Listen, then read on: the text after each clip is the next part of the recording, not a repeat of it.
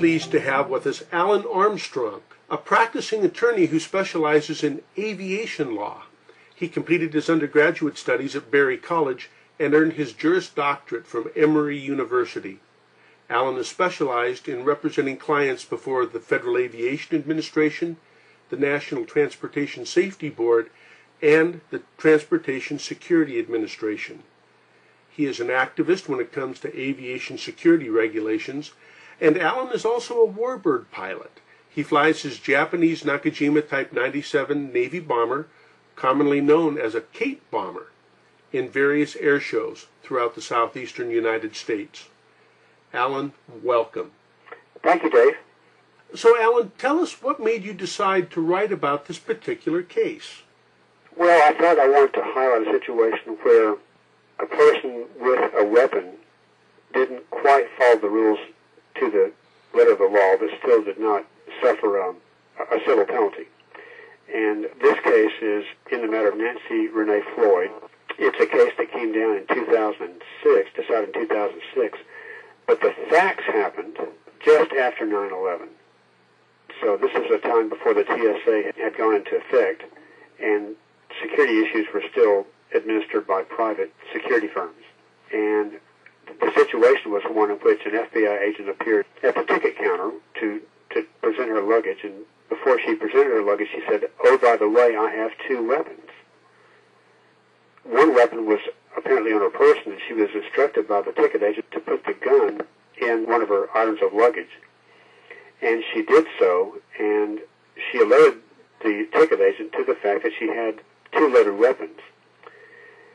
But she never actually put her luggage up on the pedestal where you transfer ownership of the luggage to the airline. And so her luggage was descended upon by the security personnel, who did in fact discover two loaded weapons in her luggage. Because this precedes the effective date of the TSA authority, the case was tried before a Department of Transportation law judge who tries cases brought by the FAA. And the FAA was seeking to assess a penalty against her of $700 for tendering luggage with loaded firearms. So the case revolved around whether or not a tender had occurred, because that's what the statute or the regulation provides for.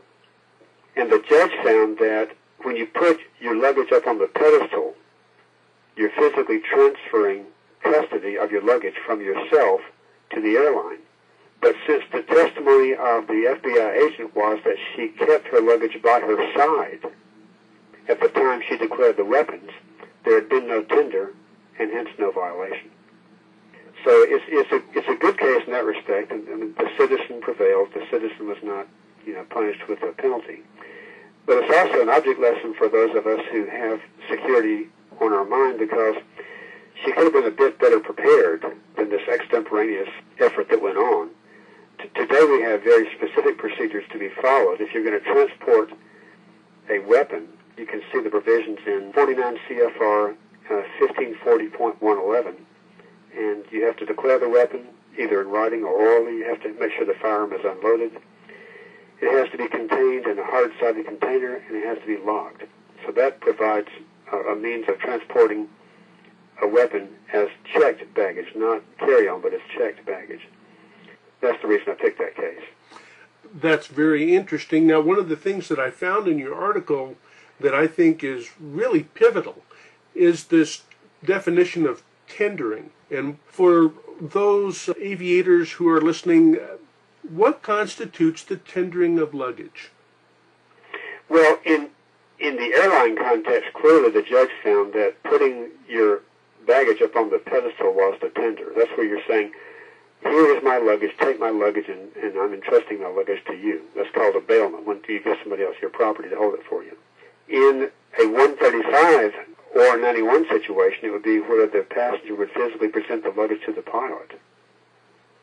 So before the luggage is presented, the passenger needs to take the measures to ensure that the luggage is properly, or the firearm is properly secured, it is not loaded, that the luggage is locked and secured as a hard case container, and the requirement of 1540.111 are met.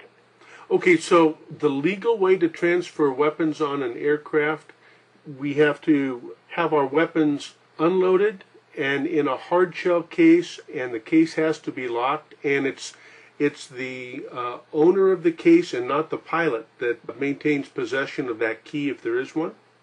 That's what the regulation says, Dave. Okay.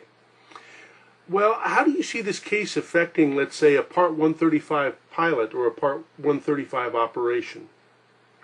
Well, this case is unique to an airline because the FBI agent, in effect, declared the weapon before tendering.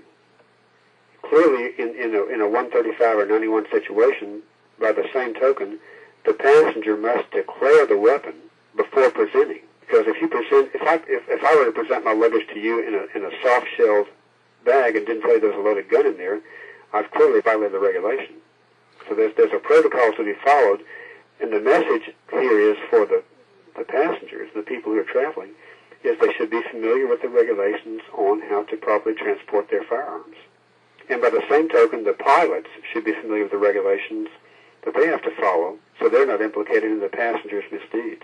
So it sounds to me like there's an assumed responsibility for the Part 135 operator to tell passengers in advance of arriving at the time and place for their flight that if they have weapons, what condition these weapons need to be in order to be legally transported?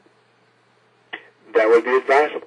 Okay, but ultimately the responsibility, the burden is on the passenger.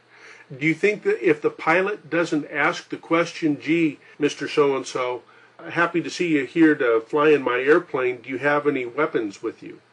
Is there a responsibility that you see that the pilot has to ask that question? I would think the pilot should ask the question, otherwise the pilot's at risk of transporting firearms improperly packaged or configured. Do you think that there's a difference then, let's say, between the commercial pilot who's flying for hire doing this and a private pilot who's flying with his buddy and they're going to go out to a place to go hunting for the weekend? Well, the commercial pilot flying for an air carrier has the array of ticket agents and people of that nature who are carrying out these functions. His concern is moving an aircraft from point A to point B with the minimum discomfort to the passengers in the process. He's not focused on guns in the airplane because there's an array of people out there in the periphery of the security environment who are taking care of those issues for him. But in a 91 or a 135 environment, in a smaller aircraft, the pilot has to be the security person in addition to being the pilot. Yeah. Well, Alan, I want to thank you for sharing your practical insights with us in aviation law. You're very welcome, Dave.